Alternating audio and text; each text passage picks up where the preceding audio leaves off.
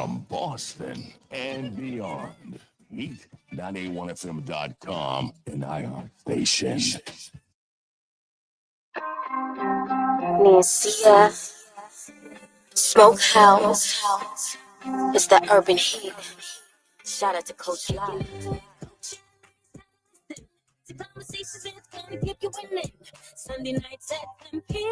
On the urban heat is calling. Conversations with Coach La La La La. Coach La.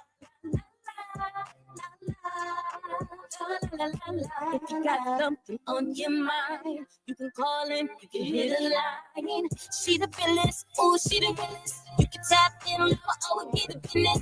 To empower you, so that you can do every and anything that you want to. You can hear it, Coach Allen, it's time to listen to conversations that's gonna keep you winning. Sunday nights at 10 p.m. On the urban just calling. Conversations with Coach La La La La La La La La La. Coach La La La La La La La La La.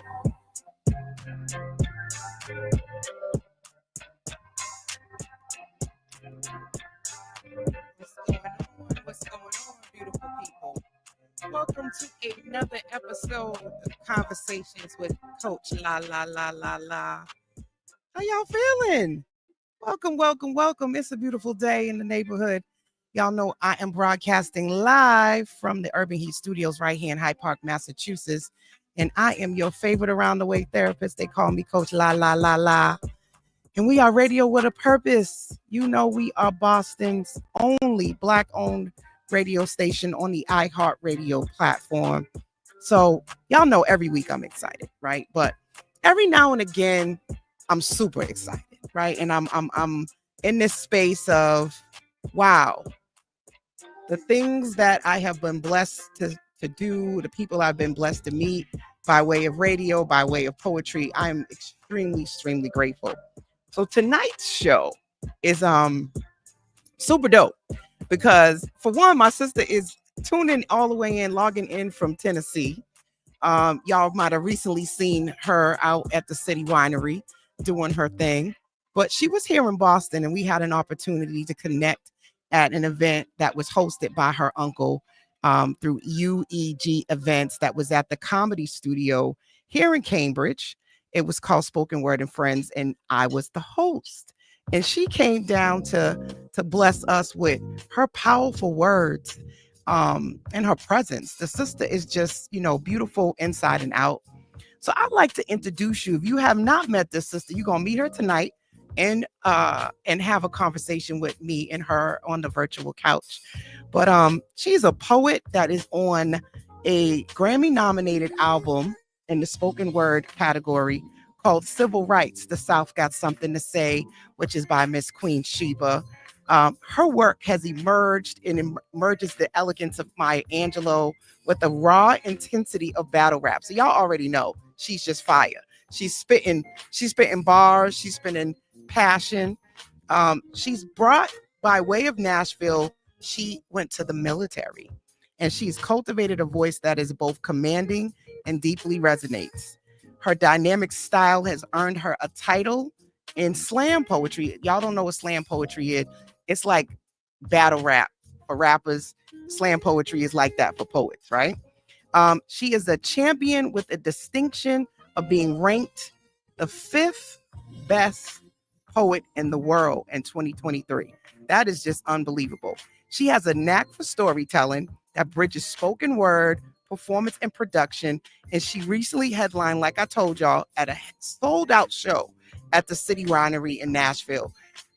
Girls Bad.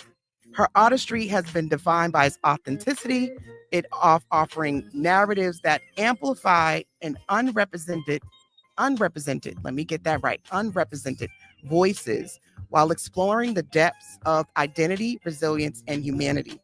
She is currently producing a silent film, y'all. Like, how many people y'all know that's even doing silent films? She is the founder of a very popular poetry hotline The project Folklore, which is pushing the boundaries of her creativity and further solidifies her status as a multifaceted artist. Wolfe is a force in the poetry world, creating a legacy of empowerment and innovation. So, without further ado, I'd like to bring my sister on to Conversations with Coach La. What's going on, Miss Wolfe? Hi. Season. What's up, girl? Welcome to the virtual couch. I'm so excited that you were able to spend some time with me because I know you're super busy with all your shows and just everything that you do in the community. So thank you for sharing your time and your space with all of the listeners. I like to call them the conversationalists. So you ready to have this conversation? I am absolutely ready.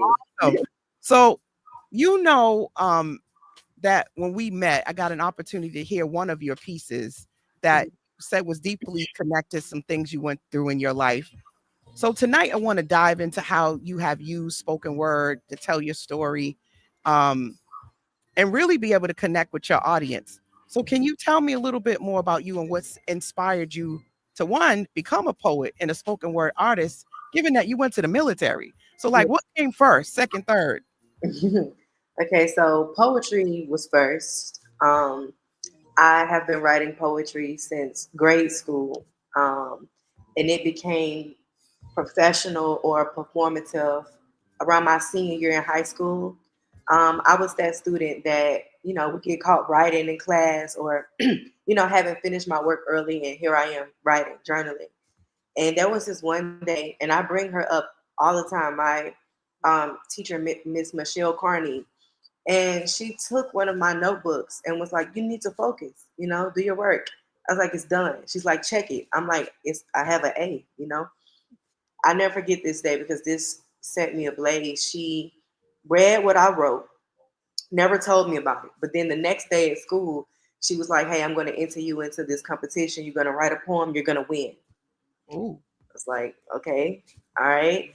Wrote the poem, ended up winning because at the time, my high school, being um, in low impoverished communities, I feel like, we just always had a reputation for things like music and maybe sports.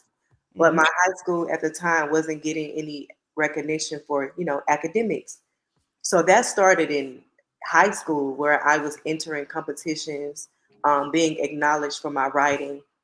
And it was just a time where I wasn't really ready to go to college. So I went to the military. And while I was in the military, I was stationed in Clarksville, which is an hour away from Nashville. So on my weekends, when I wasn't doing army things, I would go to Nashville and I would look for artist community, spoken word poetry community. So I was doing poetry on the weekends while I was in the army. So when I got out of the military, I just decided to stay here and officially go to college, which I go to TSU, as well as pursue my dreams and aspirations in poetry. So poetry was first, but everything brought itself back together. It's kind of weird when I think about it. It's interesting how our journeys sort of take its own twists and turns. I Mhm. always tell people to embrace it. You never know where certain things, certain opportunities are gonna come. Sometimes come disguised as your as bad news, like getting your notebook taken away, right? And her trying to get you to focus, that opened up a whole nother world Yeah. for you. Now, I had an opportunity of seeing you perform the piece. Now, correct me if I'm wrong. I don't remember the name of the piece because often people don't tell you the names of pieces when they're performing them. But Right. the piece that you did that was about, I think it was about you connected domestic violence to basketball. Right. And I think it's called Tina Turner. Is it called Tina Turner? Tina Turner with the jump shot. Tina Turner with the jump shot. Um, One of my favorite pieces that you've done. I always ask poets to do poetry. You up for some poetry? You up for doing some poetry live? Absolutely. Can you bless your sister with that piece? Okay. So, okay. Try to take the N words out if you can. And a boy playing basketball at my local recreation center say, "Smile. You too pretty to be looking so mean. I guess all that taking charges for men got me feeling defensive. I know firsthand what it looked like to block a man shot, but then be blocked, then unblocked, but still let a man come home to lay up, but ain't I MVP? How I remained available for every jail call, yet never received one for the altar. How many times did I put money on that man's books when he wouldn't even put none on mine for my tuition? Dang, I should have listened to mine. And when witnesses point, guard him by owning up to crimes I did not commit. When people shooting, guard him. Used my body as shield like my life was less important. I know more about being sacrificed than woman. My ex sponged off me, yet I can't even get my record expunged. Can't pass a background check, but still be expected to power forward. Piece of advice. If you are ever able to travel out of bounds and break free, throw yourself at the hands of God, because he knows. And if a man ever lay his hands on you for anything other than prayer, you better go straight Tina Turner like she did on Ike in that limo. And you fight like your life depends on it, because it probably does, but I'll give you 3 pointers. Love yourself, value yourself, respect yourself, girl, so that you never have to prove to a man that you down, because that's all that I ever was. You know how many flagrant fouls I done took to the face? So don't blame me for finally deciding to cross over to the sexual orientation where I feel the most safe. And besides, they don't seem to play that rough in the WNBA. And see, every time I was in pain, there was always another woman to come and console me. And men might have had me living lavishly, but sitting in a skybox was never worth them nosebleeds. I did everything in my power to not become a victim or a domestic violence survivor, to not become my grandmother or my mother either, but a part of me feels like I internalized my mother's pain, because every time my father got drunk, that buzzard beat her. So I'll die fighting before I ever die victim and become another hashtag say her name, and self is my first line of defense, just in case the police or judge can't assist, because when the heck does a court side with a black woman in pain? So if a man ever lay his hands on me again, thinking he's going to get one up on me, I show him I think not. And if he dies, well, he dies, and I'll proudly face center and pose for my mugshot. Mm. Thank you. Hey, I'm telling you, Wolf season, baby. If y'all don't know who she is, y'all better go ahead and Google her, find her. If she's in your town or your city, you need to make sure you go and get a ticket and be front and center. So you are part of a Grammy nominated album, Yes. Civil Rights, track number 9 to be exact. Yes. The track is named Churches and Abortions. Mm-hmm. And it has a couple other people on it, but how did you get to be a part of that project, and why that particular piece? Well, I met Queen Sheba at the Woman of the World Poetry Slam last year, where I placed 5. There were people that were coming up to me that just weren't really satisfied with my placement. People felt that I should have won, but all's fair in slam poetry. And Queen Sheba came up to me and said, "I don't know what that was about, but you should have won first place," and like walked off, right? And I was like, wait, is that Queen Sheba? Because at the time she had already been nominated for a Grammy the year prior. And I was kind of fangirling out. And, people were coming up to me saying that. But when she said it, it just hit differently. We ended up finding each other on social media, and a friendship blossomed, rooted in poetry and community there. But then she got in my personal business. Then I got in her personal business. And before you know it, we were like this duo all from that moment. And so I was going to do my poetry album this year, release it this year, but I really wasn't ready. I wanted to take a little bit of time with it. And so I told Queen Sheba, because she was one of the reasons why I was able to do that, to have my poetry album considered. She wrote the letter for me. And I was just like, I'm not ready. And she was like, well, you need to get on my album then. It was one of those types of things. Mm-hmm. And we were really trying to figure out where I fit on her album, because I am very multifaceted as an artist. And there were so many different places that I could have fit, but churches and abortions was it fit, and I fit there specifically because of my own indoctrination. I don't consider myself Christian anymore, but I do believe that the Bible is meant to be interpreted as a book of parables and allegory as opposed to literal in context. And that's where we had common ground. And so that's kind of how I was able to fit there on that specific piece because it's basically the way I live my life. Well, thank you for sharing that. I found that album to be thought provoking in so many ways. You guys should definitely go listen to it. It's on all platforms. It's called Civil Rights. The South Has Something to Say by Queen Sheba. There's a couple of people. Malcolm Jamal Warner's on there. So there's a few names that you'll recognize on the album, but she has a very unique way of bringing in elements of jazz and R&B into the spoken word platform. So I'm wishing her luck. I know the voting is beginning.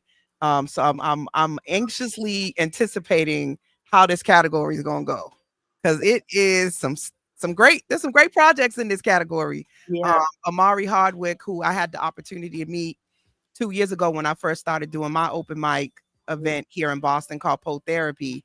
I had a chance to meet him because he got interviewed on the radio and he did a promo and encouraged me. He's in that category with his spoken word album too, and his album is awesome as well. So Yeah. I'm like, woo, it's gonna be a tough one. Yeah.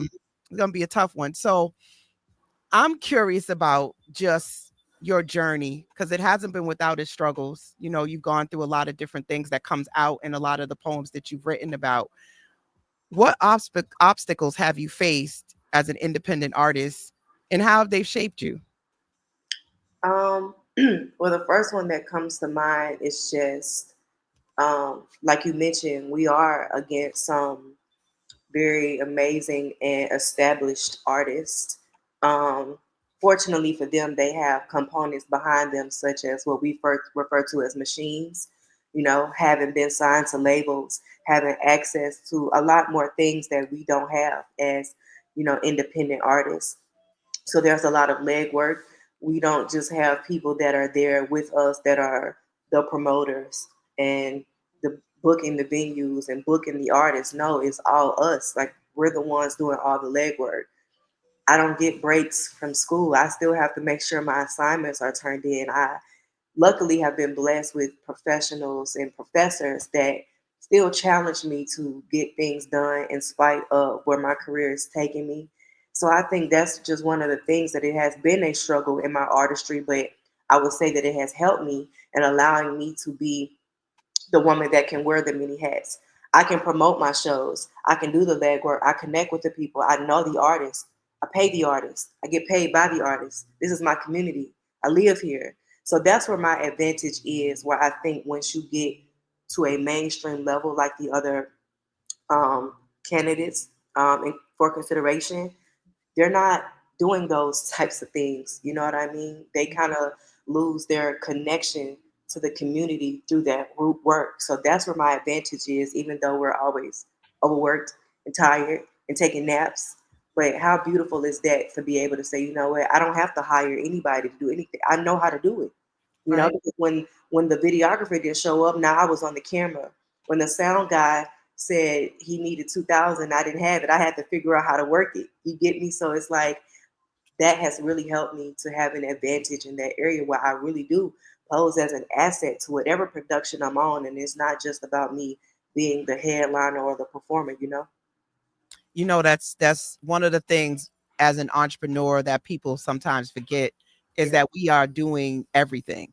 We are promoting, we are marketing, we are back office logistics, we are customer service, we are the production team, we are the artists. Like we are literally our brand in all aspects of it. So Yeah. um I when I had Michael Warrior Bonds on last week, we talked about that too, and how those that love poetry can be more supportive, how people who are just in other elements of creativity can include poetry, funding sources, those are other ways. And me and you talked offline about looking at other ways to be creative as an artist, from doing workshops, going into schools, and just finding other ways to create sources of income other than just performance, which I think goes back to being an entrepreneur, is that we got to solve problems.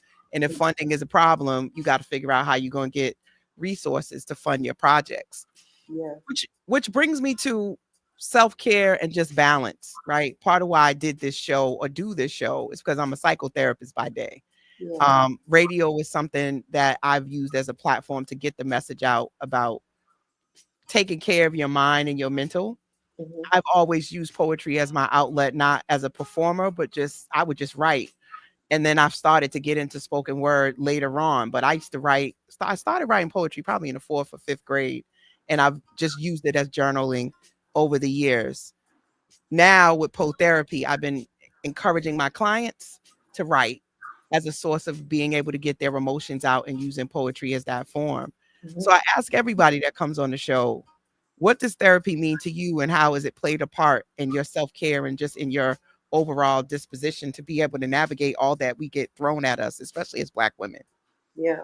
So I would say a quote that really helped me at the time. I was utilizing poetry as my main source of relief, and I had to learn that poetry is therapeutic, but it shouldn't constitute as sole therapy. Because I think that oftentimes when we use vices, we use them as escapism. You get me?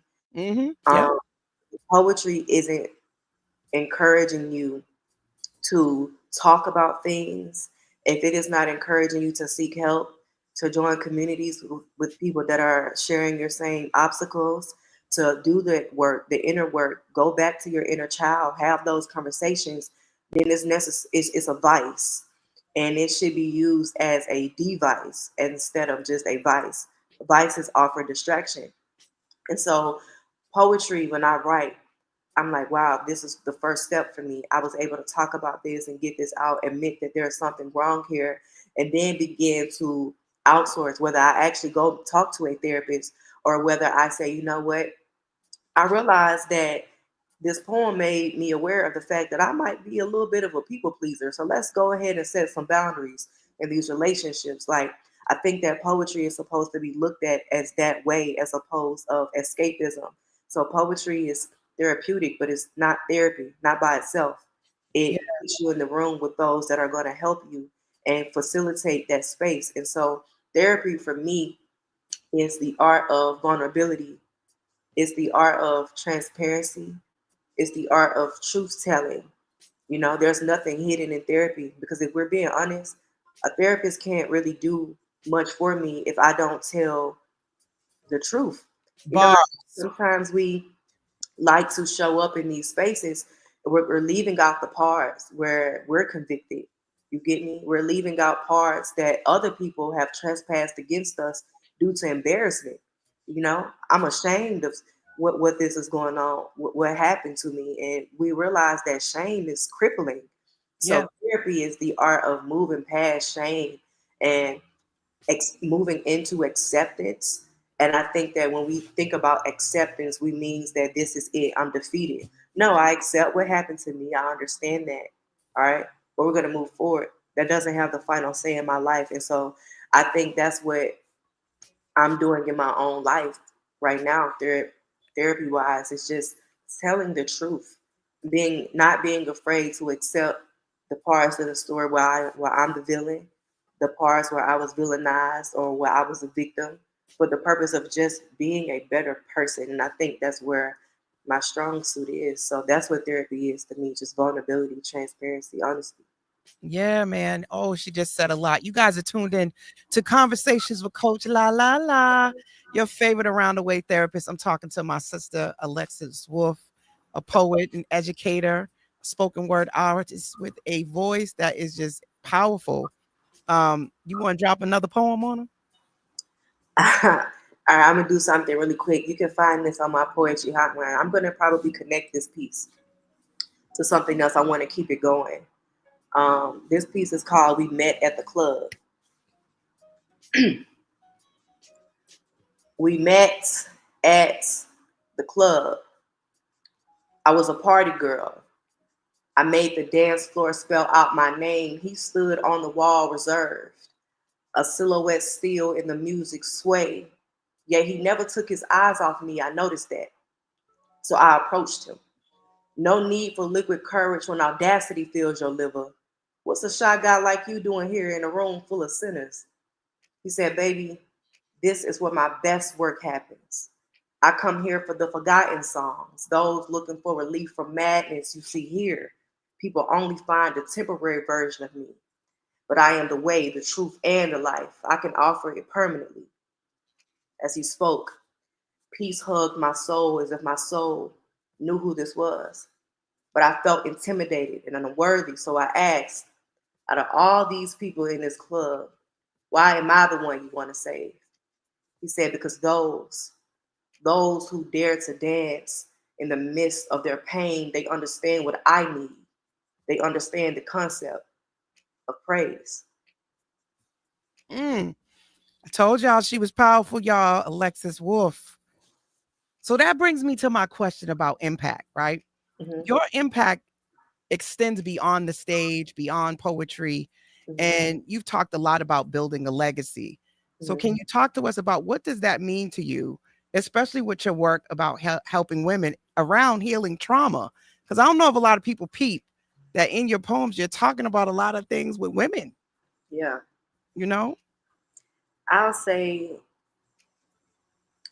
again, my friends refer to me as a Bible thumper. And I think maybe just poetically speaking, I'm able to look at the parable and the allegory of the Bible as opposed to the literary context through which it was originally introduced to me. Mm-hmm. And it's interesting that in the Bible it says, what I have done, let no man undo. You know, my word will not return unto me void, but it will accomplish that which to I sent it. To me, that's legacy. And as a poet, I possess the gift of word.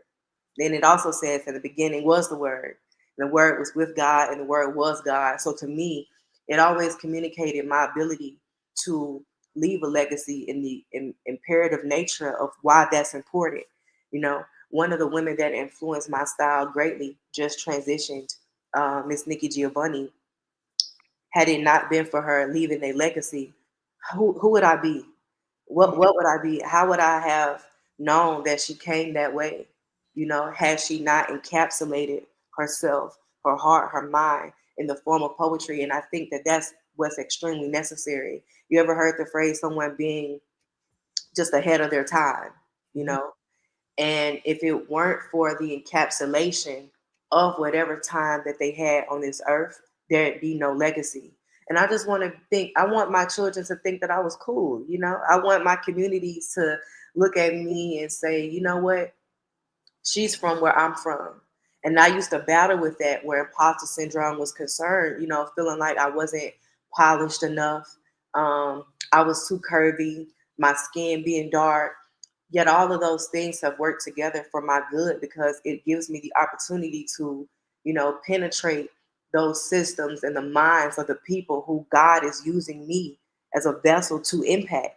You get me? So it's like, that's why legacy is important. And it's like, man, if I left right now, I'd be surpassed by my poetry hotline.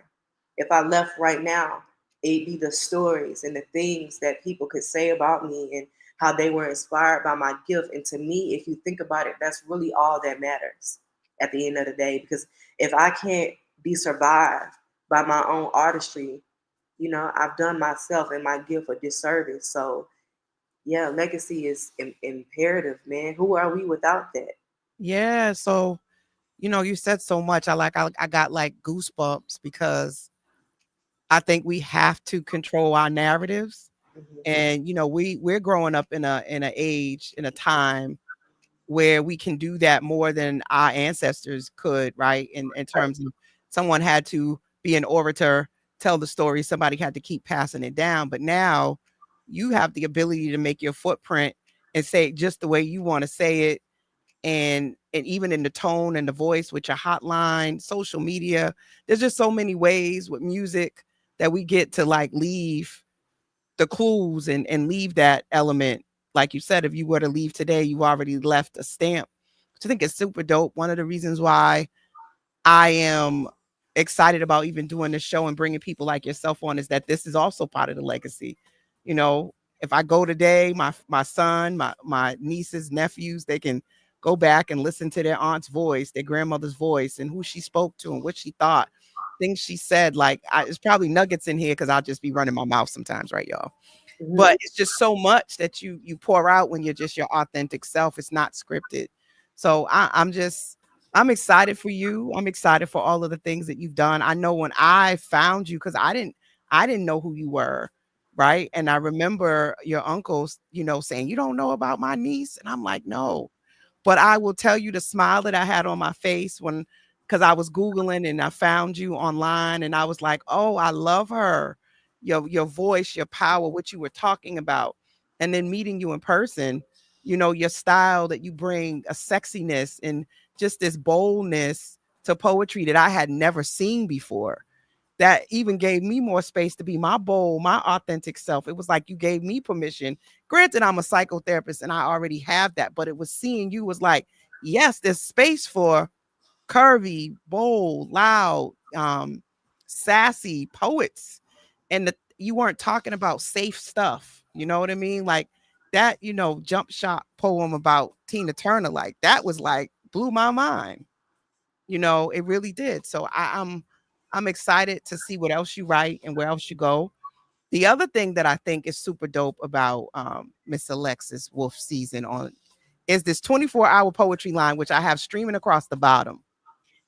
I don't know any other poet that has done anything like that. I mean, I don't want to give it away, but she got a line, y'all. Okay, where you can call and tap in and hear her voice, hear new poetry. Like, talk about creating a platform and taking over and saying, "Hey, I'm just gonna create it for myself."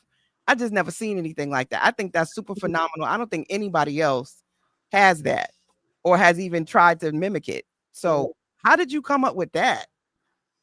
Listen, so there was just this space where, um, as a poet, um, your phone is ringing off the hook. Your book back to back is City Winery here, New York here. Like, and then, that's just how I live my life. And then there's another month where ain't nobody calling me. I'm like, you know what did I do to you guys? Why aren't you calling me? But then I have to realize, like, that's just kind of how it is with every artist, whether mainstream or, on my level, right? So it's like I wanted to be able to put something out there that didn't rely on anybody calling me or giving me an opportunity to do anything. You don't need to do that because essentially, when you allow me to use your platform, we're collaborating. And I think that as a poet, someone that represents the art form that is undervalued, underrepresented, we sometimes have these inadvertent ways of thinking about our own artistry where we're just happy to be in the room. And I just had to do away with that way of thinking.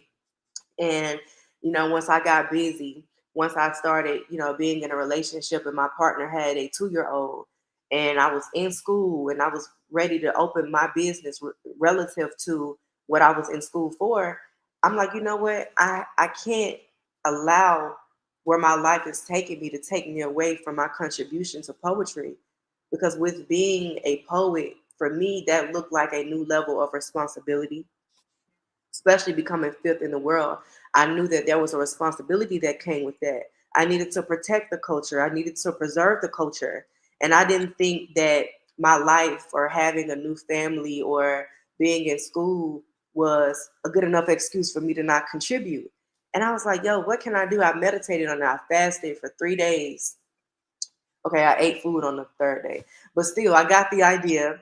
And it was like, hotline, that's so outdated. And that word stuck to me because that's what people had been telling me. Wolf, you should just rap, man. Or, Wolf, you should just, get more into your songwriter bag. Poetry, spoken word is outdated.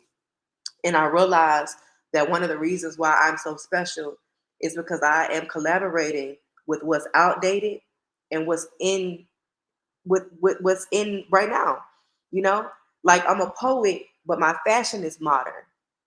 Poetry is old, it's classic, it's timeless, but I'm 28. So my whole thing has been the collaboration of what's old versus what's new. And I said, yo, hotlines are seemingly outdated, right? But everybody has a phone. And I just was like, that's genius, God. Thank you. You know, I'm gonna give you credit, but it's my idea still, you know. When I put it together, it just was beautiful. And people call all the time because you know they can call at any time. And they leave me messages and they'll say things to me. They can text me. You know, they'll just it's just so interpersonal. And it just gave me a way to contribute. Sorry, I'm just passionate about it because I know people love it, but it just gives me an opportunity to make a contribution to the culture. Even when you can't see me perform, you know, when you can't have that connection to me in the same way you would with a live performance, you can call the hotline, and I update it every Wednesday, so it's relatively new, and that gives people time to catch up and see what's on there, you know. And that was what it was about. I believe that as a poet, I should be preserving the culture, but I should also be propelling it forward. So the hotline was a collaboration of both. I think it's super dope. Again, you guys can go ahead and call the hotline and hear poetry, like I said, 24/7, new stuff, new pieces. You can leave messages. I think it's genius, and a great way to control your narrative, access. And now no one can tell you when you can perform, when you can't perform, because it's literally a performance. She performing on the phone, y'all. Yes. I have called and I was like, this is brilliant. Oh my goodness.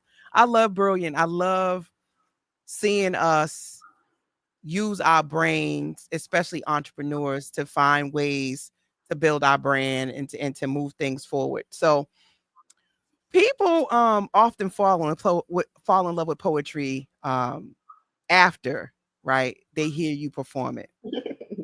Similar to like if you read lyrics of a song, if you just read them, I don't know about you, it doesn't sound anything like how the person sings it. And sometimes you're like, dag, it don't read the same, right? Because people put their spin on it. And performance poetry is so different because you hear the inflection, you pause at certain points, you emphasize certain points. So it's very different than if you were to read the poem on a piece of paper. So what is it that what do you think about spoken word that makes it so transformative and for both you and the audience? So, you know, there's a difference between poetry and spoken word.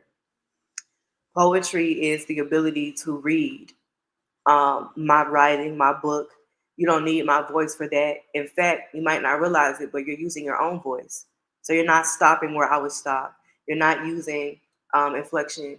You're not doing those things in the same way or the same way that I would a spoken word piece. And now spoken word encompasses the act of performance. I consider my voice an instrument where I am moving the sound, you know, because I also play violin. And so if I just stayed on one note the entire time, it wouldn't be a song. You get me? So it's like moving from note to note, that's inflection with my voice. So I mimic the way I would on an instrument with my voice. And I think it gives a different experience. It's interpersonal. If you remember, I don't really like to be introduced and brought to the stage. No, wherever I am is the stage. I was sitting right next to somebody and I began to perform right there. That's one of the things about me that is relative to my style. And it was becoming unfortunate when everybody started knowing me because they knew, all right, she's going to perform from the audience. So it wasn't as special. But that's why spoken word, it's a different experience. It's performative. It encompasses theatrics and body movements. You know, I'm the background dancer, but I'm also the headliner. Like I'm all the things in one space, in one setting. And you know, I really love that people say that about me after they hear me perform. But I also have to make them very aware that, you know, there's a difference between poetry and spoken word. And you might like spoken word, but you might not like poetry, and that's okay too, you know? Yeah, I found when I started curating poet therapy, Mm-hmm. the goal was for it to be a therapeutic vibe.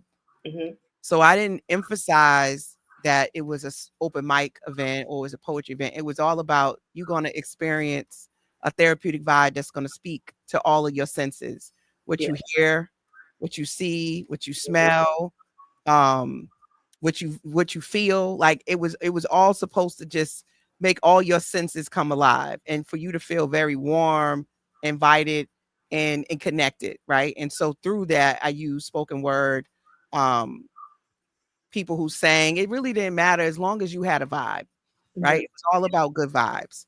And I've learned so much from doing these events about spoken word, the different styles.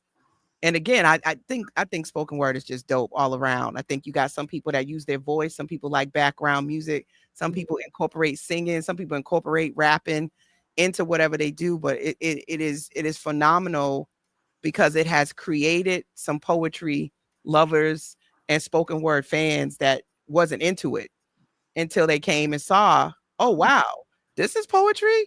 I didn't know this is how poetry could be.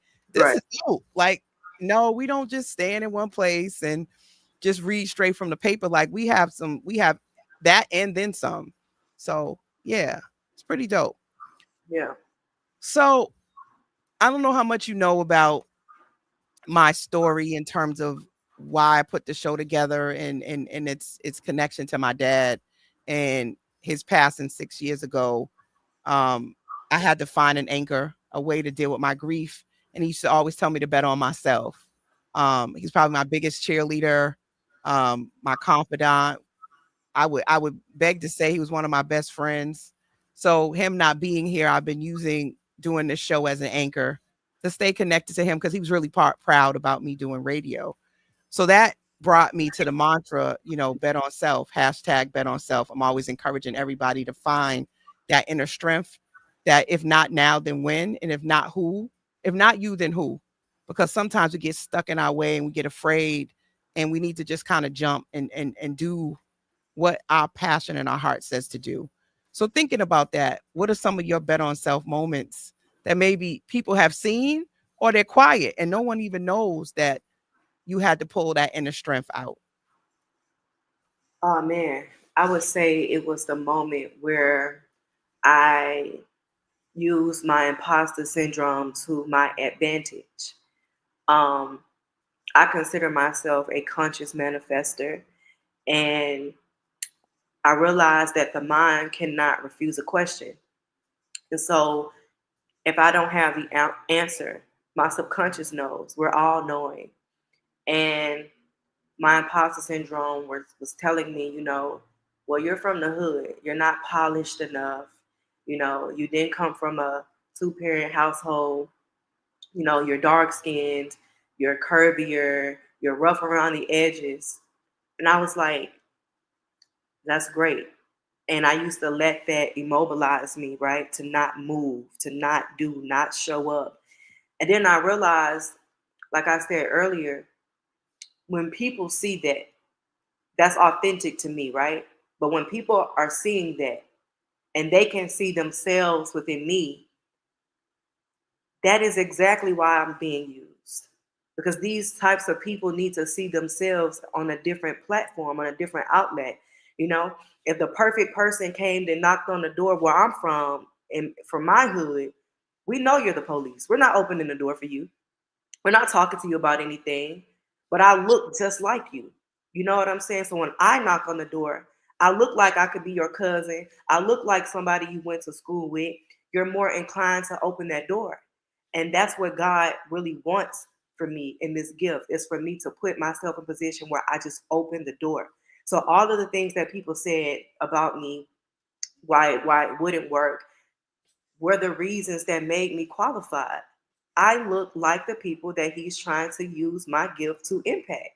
And Mhm. so that's when I realized I have to bet on me. I can't allow these aspects of myself to invalidate me or make me not show up or immobilize me in this moment. No, that is what I'm going to be used to be able to make that impression and make that impact. And then I see it. you know I see the girls that might have these other things going on for themselves, but there's a different level of authenticity that comes with me, and that changes the trajectory of what people feel is possible for them when they see somebody that was seemingly written out of the conversation, And so that's why I say, I'm just betting on myself at this point. All of the things that made me seemingly undesirable make me necessary and qualified. And in fact, I wouldn't want to be in a room without the dark skin. In fact, I wouldn't want to be in a room without the curves. In fact, I wouldn't want to be in the room without being from where I'm from, because when the girls where I'm from see me in conversation to possibly win a Grammy, what does that do for them? You know what I mean? So that's when I'm like, I have to do this, and I have to do it now, and I have to use all of these things to my advantage. Yeah. You make such a point about representation, and someone once posed this to me. If you had the cure for cancer, Mhm. right? But you was just too scared to put it out there, would you hesitate if you knew what it was? And I think sometimes we don't realize that by us not stepping beyond our fears, there's somebody that's waiting for you to do that. There's someone who needs to see you do that. And Yeah. I think that's the legacy. And it's like sometimes you gotta put that energy out there to give you the courage. Like, if I don't do this, who might be missing out on me? Like, I tell people that all the time who have a business, like, you stop posting because somebody didn't like it, or you didn't, there's somebody that's looking for you. And that day you don't post, they're not going to find you. So keep thinking about, there's billions of people in the world. Mhm. You've only like tapped the surface of people. You have to keep putting yourself out there because they can't find you if you don't do that. Yeah. So thank you for continuing to be there, because I needed to see you that day. I needed to find you. I needed to meet you. And that's exactly how I felt. I felt like, wow, why don't I know her? And I'm like, it doesn't matter because you know her now. Yeah. And you were so welcoming. And again, exchanging numbers, you coming on the show. I can't wait for some of the collaborations that I look to do with you in the future. But I think that that's part of how we help the culture, is by collaborating and by edifying each other, right? And me telling somebody about your hotline and me telling somebody that you exist is how we keep on um validating one another and affirming one another. That's how we do it. So I tell people all the time, like your people's posts, share your people's stuff, talk about your people. You don't know how you're blessing someone to continue, because we all have moments where that imposter syndrome sticks up and no one's checking for us, no one's calling, and we can get a little like, well, dang, am I as good as I think I am? Mhm. Is anybody going check for me again? What's that word they say in entertainment? Have you lost your appeal, or you go out of style, or you need to stay relevant? All of that. So um thinking about next steps, you got this silent movie that you're working on. Yeah. Tell us about that. So you said something very beautiful earlier regarding the senses and how spoken word invokes the senses, because essentially the senses are why we are able to live this experience. Like, I can go on and on about that, but like, even when you have a lucid dream, Mm-hmm. you had the lucid dream and became aware of the fact that it was a dream because there was an aspect of your senses that got invoked that wasn't. And I realized that where the senses are concerned, when one of them is compromised, the others are heightened. You know, when we talk about now that I'm blindfolded, like, I remember I was playing this trust game with my partner, and I was blindfolded and I had to listen to what he was telling me to do, like move left, move right. It was an obstacle course. It was a trust building thing. And I just felt like when I couldn't see, I could hear better, you know? And it's weird because we think about artists that are like blind or deaf, we see how that highlights another form of their ability to create artistically. So my goal with the silent film is to completely compromise audio, being known for my voice, and we're going to take it away now. So now you have to look at what I'm doing. Now you can notice the small details, the symbolisms, the things that I encompass in the film, you know. And I just really wanted to get back to a lost art, because that's one of the things that I used to study, silent films, because it helped me to be more detail oriented.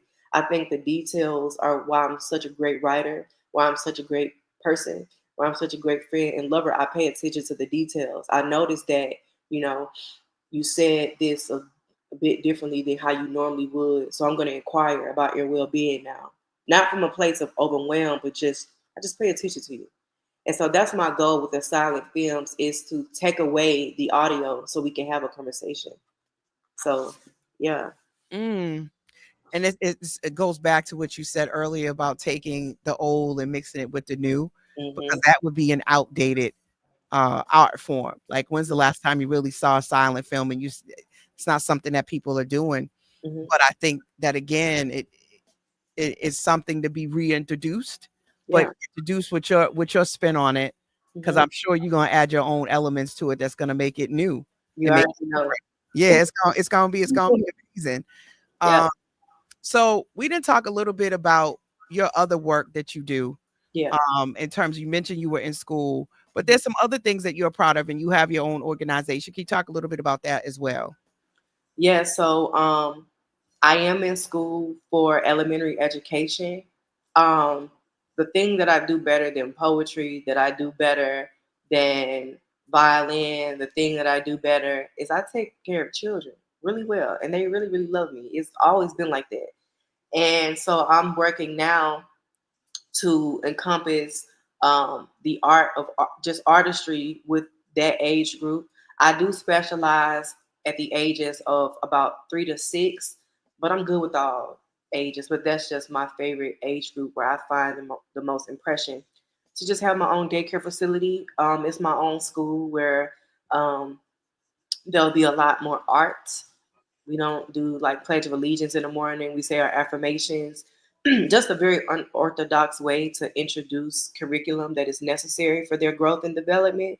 So outside of poetry, that's what I do, but it's still within the vicinity. And then I have a children's poetry book that I'm working on right now. Um, it's a series of books from Safe and Unsafe Touch, which I'm very passionate about, where children are concerned. Manners, affirmations, that I'm very passionate about as well. And of course, the silent film production company.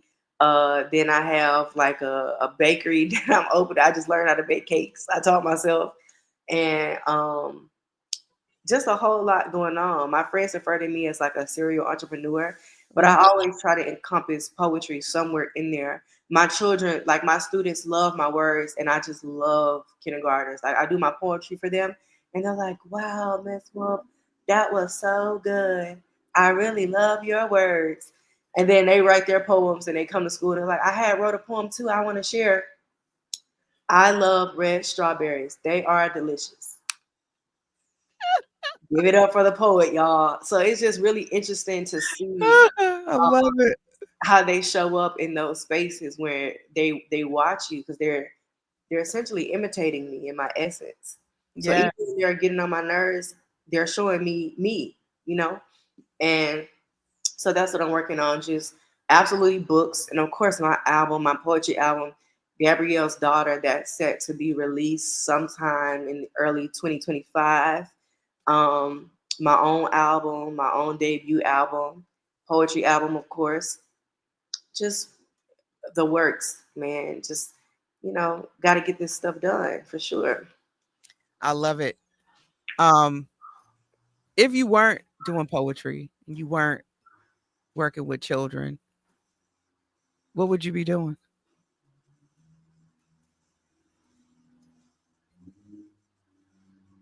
I would be a stay-at-home wife. Mm. That's Oh, exactly. Hey, I'm really good at that as well because I think the role that I play in the community where just love and my presence is concerned, it's also very necessary. And I really like that. I love, you know, when I'm done with a show and then I come home and then, you know, the man, my man and his son is there. I love that. I love that more than anything. My best friend just had a baby. He's 2 months, so I'm a godmom. I have a 13-year-old who I'm a godmom to. So I would say just being a wife and a mother, even if I can't take the kids, with just being a wife, just watching how necessary my presence and my nature is to the growth and development and the purpose of another individual is beautiful. I Yeah. love it. In closing, is there any advice that you have for someone who's aspiring to be a poet and maybe they're on the fence or maybe they are dealing with imposter syndrome? Mhm. Um, I've always encouraged them to go ahead and do open mics and sort of realize there's space for all of our voices, because sometimes you can see people and go, oh my God, they're so good. I know I've done this. I'm not as good as them, or I don't write as good as them. So you don't feel like you want to share, right? Because you don't feel like you're there or you are on a particular level. Mhm. What advice do you have for people who are maybe grappling with that? Okay, so when I say this, I want everyone to undo whatever like familiarity they have with this saying. I don't care. Pretend this is the first time you ever heard it. The reason why people say like in poetry, slam poetry, you got to beat me with a silver bullet is because I'm not trying to get better than anybody. I'm trying to be better than how I was last time. You have to realize like that's a skill because in competition, right? They just heard my poem, so now they're gonna switch their style. They're going to try and adhere to what I just did to beat me. But you don't realize that as soon as I got off the stage, I already critiqued myself.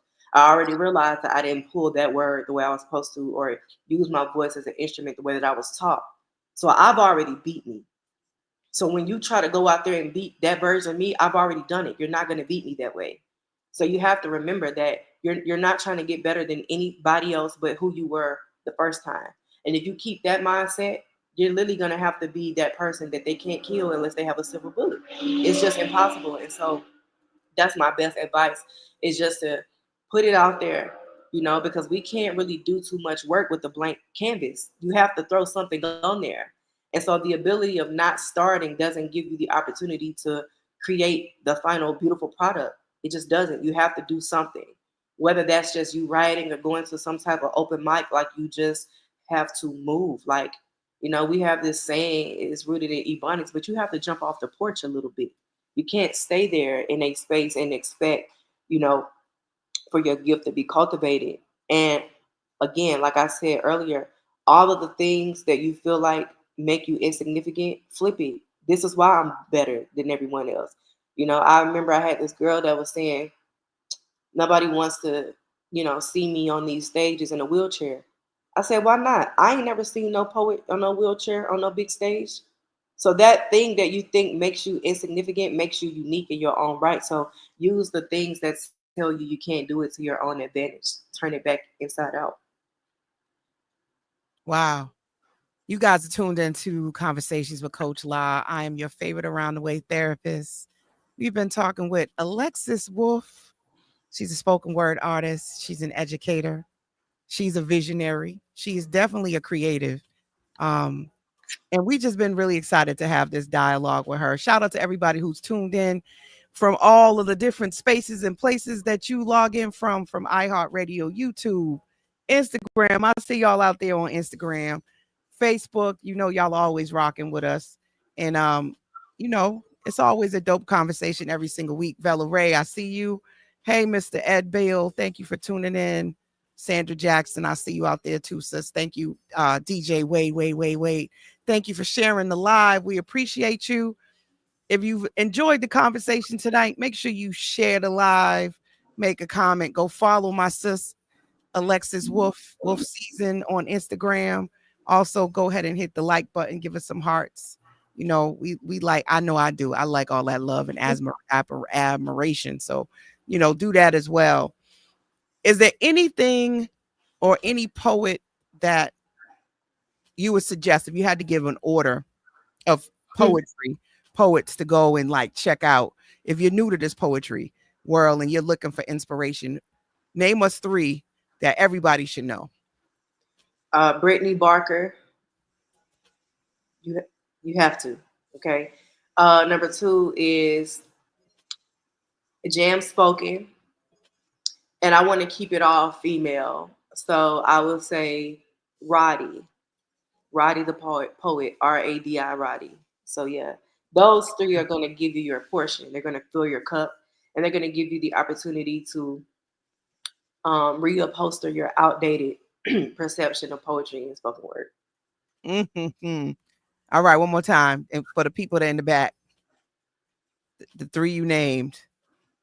So the three I named are Brittany Barker, Jam Spoken. Brittany Jam Barker. Spoken. Yeah. JAMSPOKEN. Jam Spoken. Okay. And Roddy, RADI. Roddy. No particular order, by the way. They're all three amazing. Matter of fact, they're all the number one spot, if that's the case. Okay. All right. Well, you guys have heard it here first, right here on Conversations with Coach La La La. Make sure you tune in every Sunday at 10 p.m. for another dope conversation. We want y'all to continue to bet on self. You know what you need to do. You need to make sure you hit that like button, follow the Urban Heat, go to iHeartRadio, download the app, and then we got the Urban Escape on the Cape going down on the 29th, 30th, and the 31st. It's going to feature yourself doing cold therapy live. So make sure you go get your ticket and meet me on the Cape. Want to thank you, Miss Alexis Wolfe, for coming and chilling with me tonight on the virtual couch. I'm going to make sure I keep following you. I can't wait for this silent movie and all of the great things you got coming up. And I'll see you soon, sis. Y'all have a good night. And thank you once again for tuning in to Conversations with Coach La La La. 981fm.com and iHeart Station. The Urban Heat presents a 3-day New Year's Eve resort. Escape on the Cape. Escape on the Cape New Year's Eve.